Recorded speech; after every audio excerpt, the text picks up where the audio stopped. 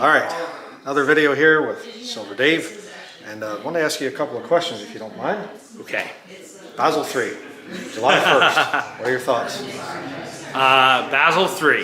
If it goes through, if America adopts it.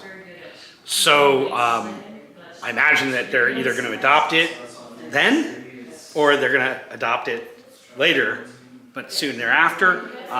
To me, that they're tightening up all the restraints on Americans in terms of how they spend their money. A lot of that we saw in the Patriot Act, which was a horrible thing that the con men and women of the Congress passed in one day. It has 1,000 sections covering 1,000 sections covering mostly how you spend your money, where you can ride an ATV, and all these things, and it violates almost every aspect of the Constitution, if the Constitution was even binding anyway, and it violates almost every aspect, and these guys got it, and it has 1,000 sections, and they somehow read it, understood it, knew it wasn't unconstitutional, and approved it in less than one day. Yeah. Pretty horrible, but the Basel III stuff, I think they're going to ramrod it through. They're going to the central bank digital currency. I think that's what, what the future is. It's very dangerous, and that's why we're doing this stuff.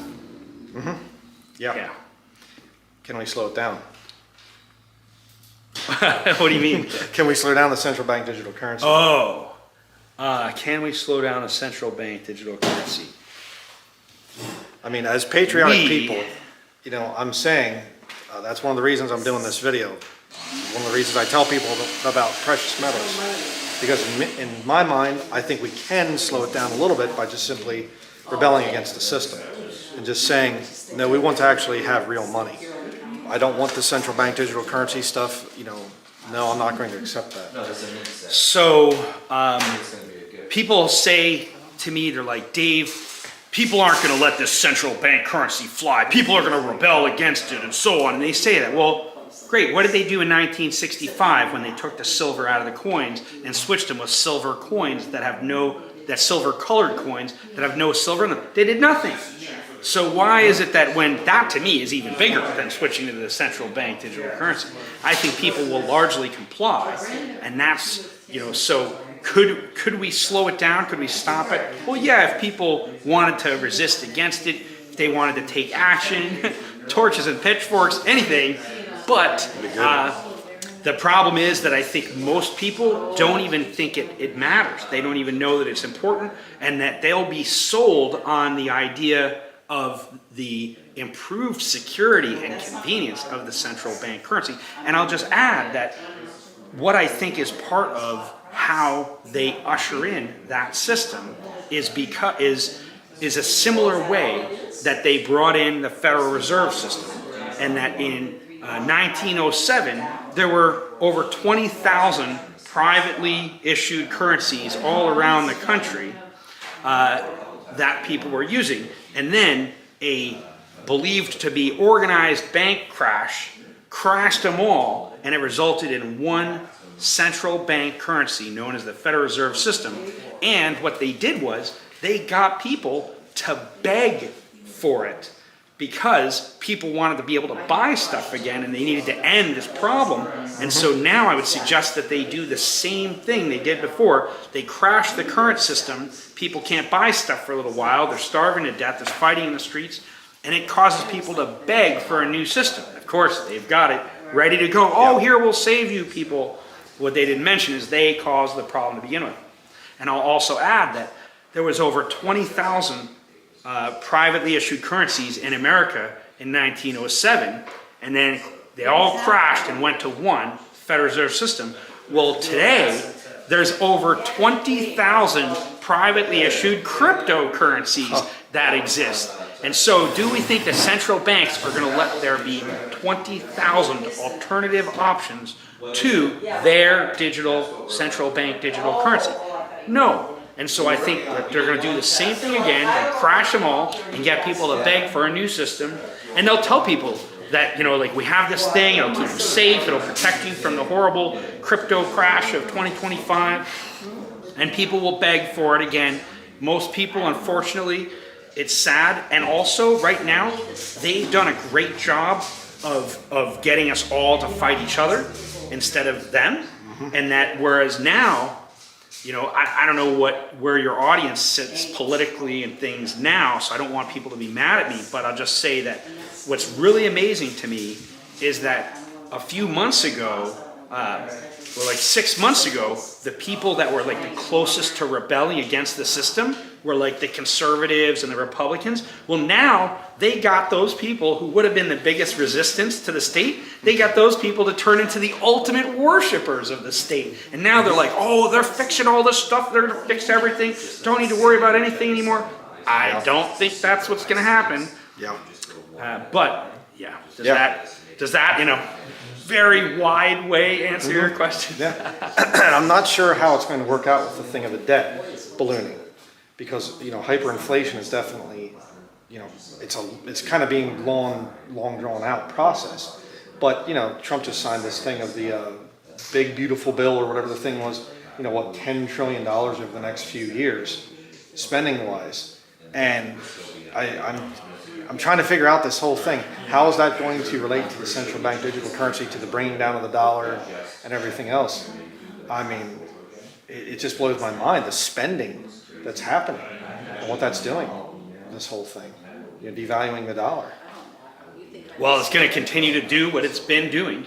And, you know, I see, I think that right now, the current administration is making moves that are like basically, you know, pulling the switch and levers to cause the ultimate, you know, financial disaster, which of course, you know, leads people into that replace new currency. Yeah. And I don't know if you've heard of The Great Taking. I have, yeah, I've read that. I've listened to the audio book of it. Yeah. Interesting. I think that there's definitely makes a lot of sense in a lot of ways. There might be a few things that I thought that I didn't hear in there that I think of. But ultimately, yeah, it's the biggest shyst in the history of human civilization. Yeah. And, you know, again, just trying to figure out this whole thing of coming into the central bank digital currency, the crashing of the dollar. My opinion on the great taking thing is, you know, if you're going to take it, you have to have a buyer. You know, if the banks are just going to say, oh, we're going to confiscate everything that people owe money on, who are you selling it to? You know, how does that work out with the central bank digital currency? So it's one of the things I think about, you know. Yeah. But I'll ask you this. Long term, the silver has a big future ahead of it.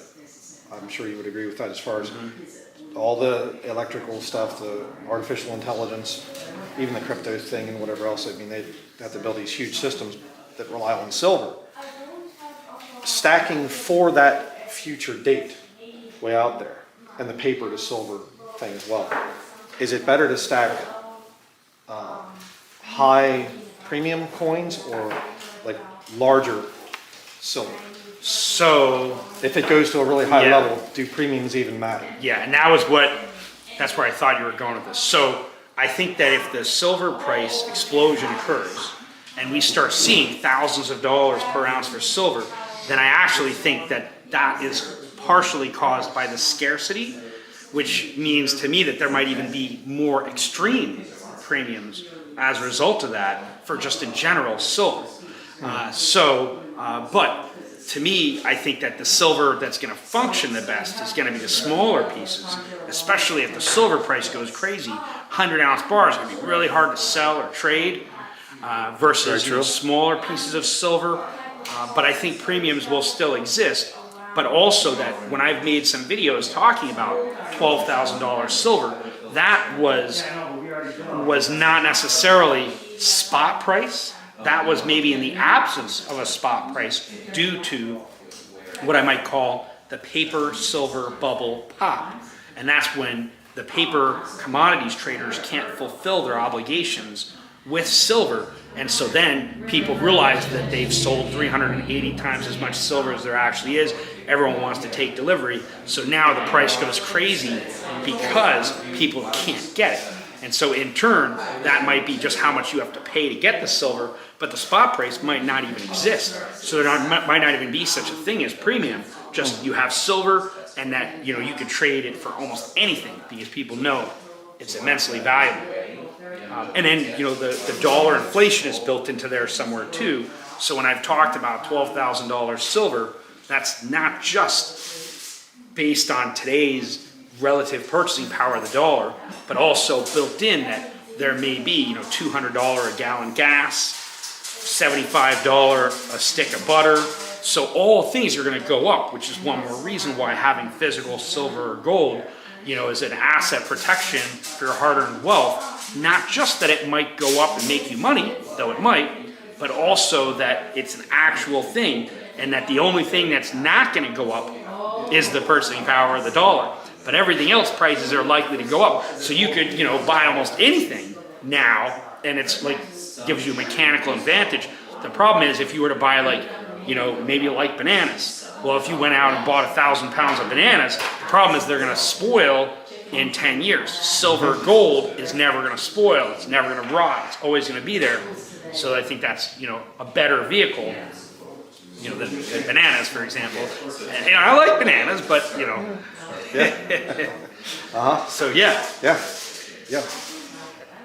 All right. So to conclude, again, local silver dealers, local coin dealers, go in, have a relationship with them, get to know them, ask them questions. I've been here for a couple hours asking these guys questions.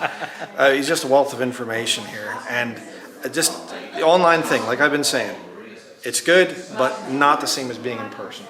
So thank you very much for helping me out. Very much. This And, has been great. I really appreciate you choosing us for this deal. Today's been a little wild anyway. We had a lot of people doing stuff all at the same time, and you know, so there was a lot here, but we had fun. Yeah. And we got the job done. That's right. All right.